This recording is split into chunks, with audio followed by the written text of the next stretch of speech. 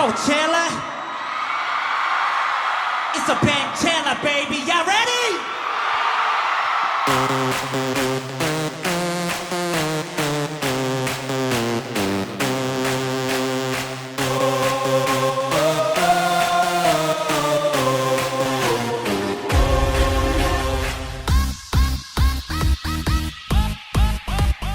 Last weekend, I flew to Palm Springs to attend one of the biggest music festivals in the world, which was Coachella. I've taken a couple days to rest up and reset my body after such an exhausting weekend. I haven't even actually gotten the chance to take off my wristband because I'm trying to keep it intact still, but I did want to do a quick recap on how the weekend went for me. It was honestly really fun seeing a lot of artists that I probably would have never seen otherwise. I went weekend 2 with my girlfriend Sophia and 3 of my friends, Maple, Newton, and Adrian. Everyone had their own reason for going, but my main reason that I went was for Bigbang, and they did not disappoint. I'll touch on that towards the end, but let's walk through the entire weekend starting with day 1. For the first day, our group's outfit theme followed the lines of something like mermaid and pearlescent vibes. I wore a thin, loose blue long sleeve that had this wavy pattern on it, as well as some beige bottoms. For accessories, I also had a nice pearl necklace, and for shoes, I just wore some white New Balances. We got to the venue pretty much when it opened because we wanted to be early to get merch and get that all out of the way. But for some reason this year, everybody had the same idea, and we actually ended up waiting probably 4 to 5 hours just for merch. My group and I had to spread out to cover all the different booths. I was at the artist merch, someone else was at Skylark, another one was at Gap, and then another one at just the general Coachella merch. Because I underestimated how long it was gonna take, I was dying so hard. I didn't have enough water, I didn't have enough snacks, and I was this close to drinking the liquor that I had brought just so that I could drink something. It was worth it. Everybody got what they wanted. I got my Bigbang shirt, which you can see here. Design is better on the back. Looks like this. After escaping all the merch lines, we finally got to see our first act of the day, which was Katseye.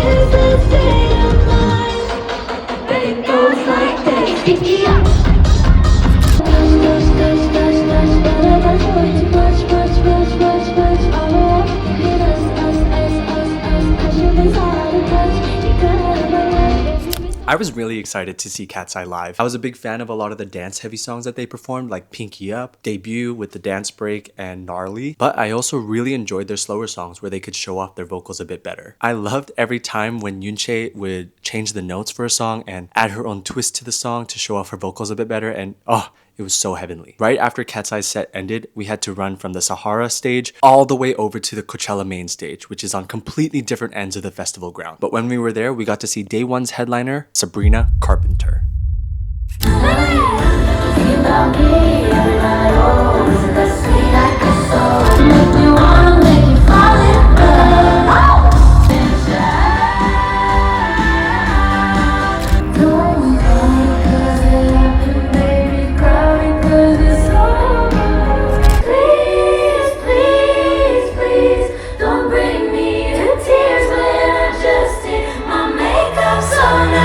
I actually enjoyed her set a lot more than I thought. I would say I'm a casual listener. I knew more of her short and sweet album songs rather than her newest one. She did bring out a couple guests, like Terry Crews. He started flexing on stage just like he normally does, and he was singing 1,000 Miles just like in White Chicks. And she also brought out Madonna. The pilot on the flight over was actually joking about how he saw a rumor that Madonna was going to come out. Surprisingly, he was right. Overall, I like the concept of her stage, which is Sabrina wood, and I love the fact that she was making use of the entire stage. I was able to be engaged pretty much the whole time. Despite being the headliner, there was actually another set after Sabrina. I'm not 100% sure how to pronounce his name, but to end the night, we stayed for the final set, which was Anyma.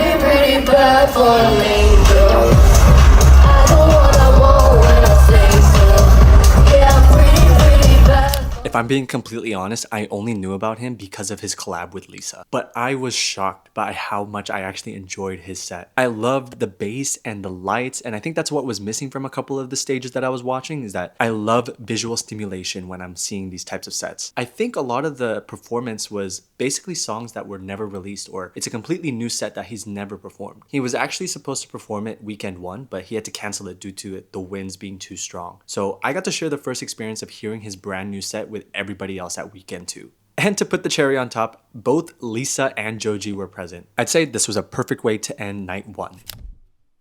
Day 2, our theme was streetwear, distress, and an accent color. Because it was Bieber Day, I wore a pink jersey and a pink hat, as well as some jorts. My girlfriend actually made one of my pant chains as well, and I got lucky and I found a pair of Tims to wrap up the fit. Already getting to the venue, I could tell that this was going to be the busiest day out of the 3. Our normal shuttle time was like 20 to 30 minutes to the venue, but that day our shuttle took almost an hour. Luckily, we made it to the first set that I was really excited to see, which was Fujii Kaze. One and only.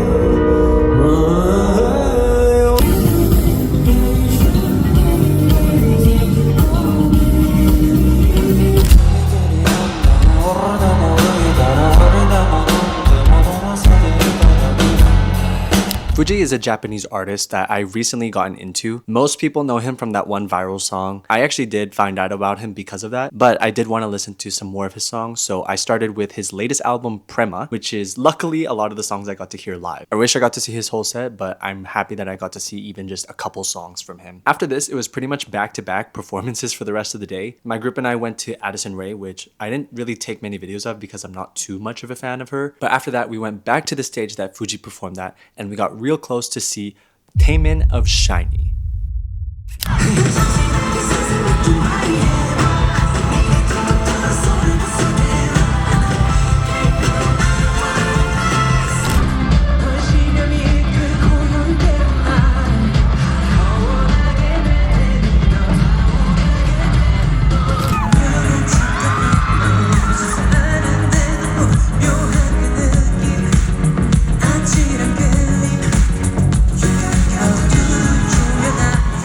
This was another really good set. He performed a lot of songs I was hoping to hear live, such as Advice and Move, and he was honestly dancing the entire set. My girlfriend grew up listening to SHINee, and she is a huge fan, and this was her main reason why she came to Coachella. So because of that, I was really happy that we got to share this experience together. She honestly started crying like 5 minutes into the set. Right after Taemin, we stayed for another set, which was Pinkpanthress.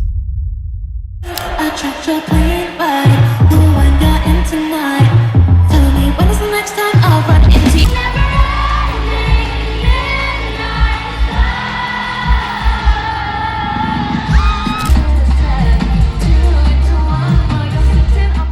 Pinkpanthress was another artist that I generally just know of and don't really listen to too much. Surprisingly, the set was very fun. She brought out a lot of guests, including Zara Larsson, Nina Geraci, and Manon from Katseye. I remember every time there was a new guest on stage, I'm like, oh my god, how many guests do you have? This was the last set that we watched for the day before we headed over to the Coachella main stage for the main event that everyone was waiting for, Justin Bieber.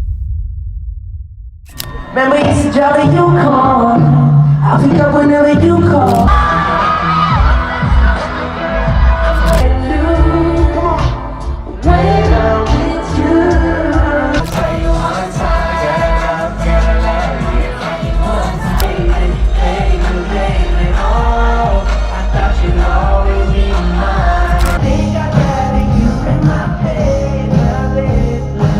We got to the stage at like 10:15 or 10:30, which was already an hour before the set starts, and it was so packed. As a casual listener like myself, the throwback section was definitely my favorite part. That was a time where everybody was singing along and everybody was jumping, and it made me forget about how tired my legs were and how bad my back hurt. Justin's set ended at 1, and it almost took us 3 hours to get back home. Honestly though, I still think it's worth it. Alright, so for the final day, our theme was Western, Stars, and Patterns. I wore a cropped plaid shirt with some iron-on patches and some long jorts and some Comme des Garçons shoes. This was the day that I was looking forward to the most. There actually weren't too many acts that I was too eagerly wanting to watch this day, so the first half of the day was pretty chill. We got to walk around and explore the venue a bit more, and we stopped by the Red Bull station to get a Red Bull slush, which luckily was free when we were there. I did get the chance to see Major Lazer for a bit and hear that one song from Foster the People that I know. But aside from that, the main thing me and Sophia did for the first half of the day was wait in line for Sabrina's speakeasy. Not gonna lie, it was a really long line and I was a bit traumatized from the first day's merch line, but luckily my friends were able to get us some food while we waited. Inside, it was a nice retro themed beauty parlor and there was even a spot for us to take some photo booth photos. After this, we headed to the outdoor stage where we watched our first full set of the day, which was laufey. You don't feel the same, oh the burning pain.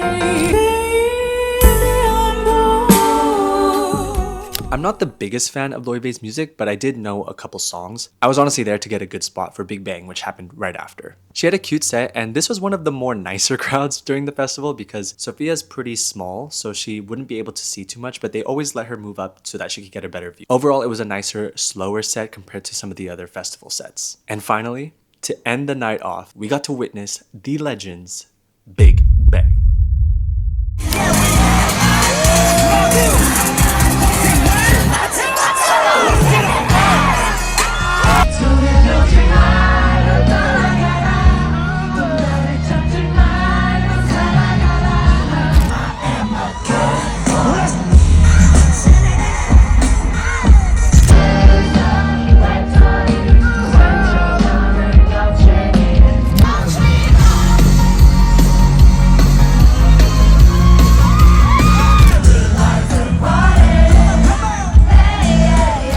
이듬해질려 꽃 피는 봄 한여름밤의 꿈.